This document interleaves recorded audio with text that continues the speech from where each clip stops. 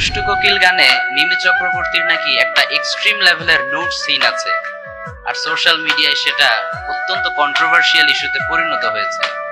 আমার অ্যাসিস্ট্যান্ট আমাকে বলল, হুজুর এই ইস্যুতে কিছু মেসেজ ড্রপ করার জন্য অনেকে আপনাকে রিকোয়েস্ট করেছে। ফেসবুকটা খুলি জীবনে সবচেয়ে বড় ভাবটা করছি, ঢুকলেও এর ভিতরে ড্রপ মারানির ভূত। এই ড্রপ মারানির ভূত আকাশ থেকে ড্রপ করিবার আগে এত মেসেজ ড্রপ করি দে।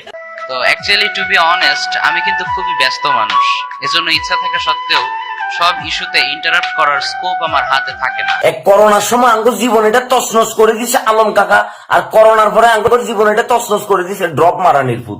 এই ড্রপ হুজুরের ড্রপের ঠেলায় সোশ্যাল মিডিয়ার ভিতরে কোনোভাবে থাকা যাইতেছে না। আইছে রে, তুই যে বললি, তুই যে এমনি করে মাইক এটা লই সামনে এমনি করে তাকাই তাকাই কথা কস, তোর সামনে এখন কন আছে তোর সামনে ভাইয়া? আবার তুই দেখলাম যে আরেকটা ভিডিওর ভিতরে বলতেছিস যে কি যে আমার এই